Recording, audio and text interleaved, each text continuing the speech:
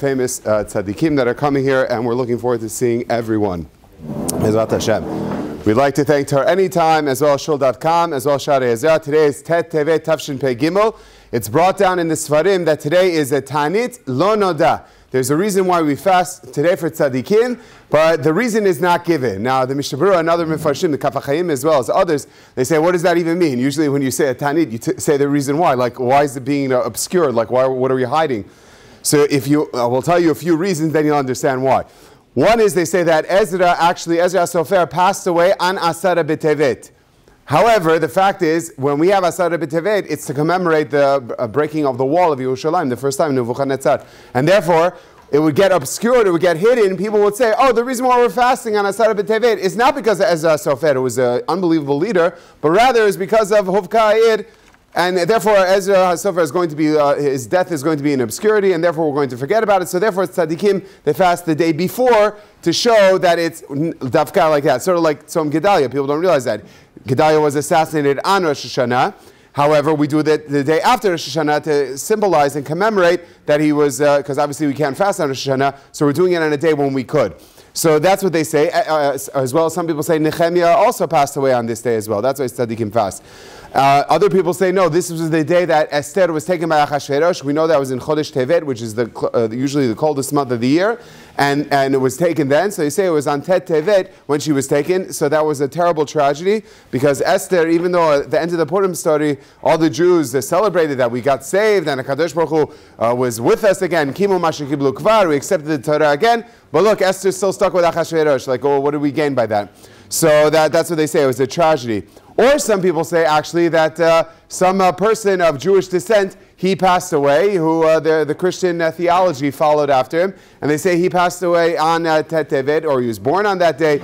But the idea is that they're commemorating him, and we do not want to commemorate him because unfortunately many people followed a horrific trail of death and destruction in his wake in honor of him, and therefore that's not somebody that we laud or we approve of whatsoever. So that's what they say. But if we were to say the reason is because of Oto Ish, because of that person, then they would come back after us and say, oh, see, the Jews hate the Christians, and well, we do it for the right reason, but the idea is that they would come back and harm us again. They say another reason is that actually, this is actually a beautiful reason.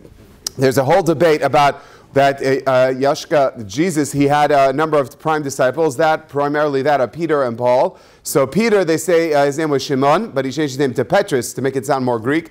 And Paul was actually Shaul. So Peter, they say, is actually, he was not mesit. He was not somebody that meant bad. He just did that to actually deviate from people thinking that they were the new Jews, the new Hebrews, they call themselves. So you want to say, oh yeah, and we do this, and we do that, and we do this. He made up all this baloney stuff to basically make a clear differentiation between those new Hebrews and the original ones, us, and say that, oh, if you're not, either you're a Jew or you're that. Otherwise, people were practicing mamash exactly what we were doing, and people were getting confused. Wait a second, so this is real Judaism. What is this? And therefore, as a result of that, Peter actually was mechaven l'shem shemayim, and he passed away during this day. And they say that they were mechaven to have a tanit for him because he was a tzaddik, because he was mechaven l'shem shemayim. A beautiful idea. People don't realize that. They think when they hear of that, it's something that is bad. But actually, this person, he was put in a situation to obviously help and protect. It's brought down that when it comes to any item, when you make a beracha, you have to know what it is. So people have a question, popcorn, for example. What beracha do you make on that? Well, what do you mean? It was hard kernels that you put and you bake and pops open. So I don't know, maybe make a shako, because it's a very unusual thing to eat corn that way. You know, it doesn't even look like it attached to the corn anymore. However, says Yakut Yosef, since everyone knows it comes from corn, it's popcorn, everyone knows what popcorn comes from, like we said before, like we said previously, anything that you know where it is clearly, even though it looks very unusual right now, but if you know where it comes from, so therefore you make a borei pri adama. So popcorn as well. Now here's the chidush. Ready? Somebody showed me this. A very big Talmid Chacham. He was very into telling people all the halachot, and in his zeal to tell people halachot, he started his sheilot tshuvot. They rectified it because people were making fun of him for doing that. But in his zeal to come out with tshuvot, his first tshuvah in his sefer was, what bracha do we make on Bamba? So everyone was like joking about it. Like the world could be falling apart. You can have this sheila, that sheila, but what do we make on Bamba? Bamba's a big, what do we... So why was that a big deal? The reason is because Ovadia one time publicly was being served Bamba, I think it was from Osim. The person was very impressed with Ovadia, and he wanted to come. So of course all the media was there, the paparazzi was there. So he said, like maybe the bracha. So I think the person meant to say, could you make a bracha for my business? But Ovadia took it to mean, you want to make a bracha on my Bamba, right? So he had a bowl of Bamba in front of him. So Ovadia didn't want to insult him, right? So he took his hand in, breached it in. He said, Baruch atah Hashem Elokeinu melech haolam borei prei adama. I was like, borei prei adama? What in the world, right? Like, I mean, it's popped corn and whatever, and it's people make a shakol if it looks very unusual. So the idea is that you have some type of bracha, you don't know what it should be a shakol. What's going on? So Ovadia told his son Rabbi Tzchak Yosef afterwards. He said, the reason why you make a bracha of borei prei adama is because everyone knows it's popped corn, and because everyone knows it's popcorn, you make a borei prei adama just like popcorn. Don't you know it's popped? I know it's popcorn. So he said, Ovadia clearly said borei prei adama. Other poskim say she'akol niyeh bidvaro because they say we don't know what it is. It's just a popcorn. I don't even know what it is. It's manufactured over and over and over again. No one knows exactly what it is. So elu ve'elu dirlekim chayim. Ovadia and his family, they make a borei prei adama, and other people, they make a she'akol niyeh bidvaro when it comes to Bamba specifically for that. Yismach Yisrael brings down from the Medrash Tanchuma, every single mitzvah that a person does every day is mechazek another part of his body. And therefore, he wants to say, says Yismach Yisrael, when we say in Ezra Yisrael, it says, Ashrei ish she'yishma le'mitzvotecha. Praise is the person who listens to your mitzvot. Why? Not just in Olam Haba. Olam Hazeh, your goof will be good. Somebody said that one time he was suffering from an ailment on his foot, and he went to Reb Chaim Kanievsky. Reb Chaim Kanievsky told him, learn Perek Ketzar HaRegel. It's in Baba Kama, because when you learn about the regel, HaKadosh Baruch Hu is mechazek your regel as well. So Ashrei ish she'yishma le'mitzvotecha. Praise is the person to listen to your mitzvot, that ultimately they're going to have a good life in this world as well. Just two more ideas, but this will conclude.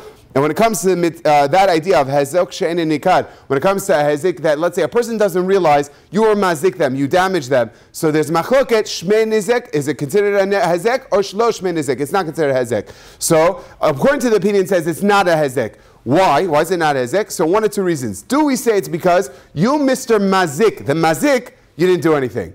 Or it's no, not you, Mr. Mazik, didn't do anything. You did something. But the hezek is considered negligible. It's like nothing. Nafka mina, if the mazik has to do tshuva. If you say he did something, we just don't consider it anything, but you did something, right? Took out the gun, I'm going to shoot you. Oh, I'm sorry. Right? You know? So, what, you're trying to murder me, right? You know, you're crazy, right? You're trying to kill me. So the person tried to actually, he's a murderer. But if you say, no, eno nizek, it's not considered a hezek, so you say it's not a mazik, he didn't do nothing, no harm, no foul. Okay, we put it back and pretend like nothing ever happened, and I'm going to cross the street when I see you. But the idea is that a person like that is, he doesn't have to do kapara for specifically that. Just one final idea, with this we'll conclude. It's brought down over here that when Yosef HaTzadik presented his children in front of his father, it says, Ve'enei Yisrael kavdu mizoken. They were very, very heavy. And it says that when he gave them the bracha, he switched his hands. Now everyone says, why did he switch his hands? Because he put the right on that of Ephraim and put the left on Menashe. And Yosef, he picked up his hand and said, no, but it's the wrong way. He says, no, I know exactly what I'm doing. It's right over left. And because Ephraim is going to have Yehoshua and Menashe is going to have a less of a tzaddik than that, and therefore I switched that. So the question everyone asks is, so why didn't he say to his son, excuse me, can you do me a favor, just switch their positions? Like, switch their positions.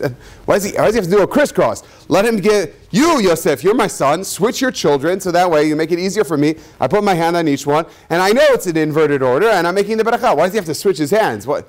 So it's a beautiful lesson in chinuch, which is that a lot of times, if you have to do something, you have to do the one, not the other person. Make the person as less uncomfortable as possible. So Yaakov realized, if I ask my grandchildren to switch places, that's going to make them even more uncomfortable because they actually have to move. But he was saying something even more powerful. For your father, how your father perceives you, he perceives you, Menashe, as your right-hand man, and Ephraim as the younger one, even though he's destined to have a greater grandchild.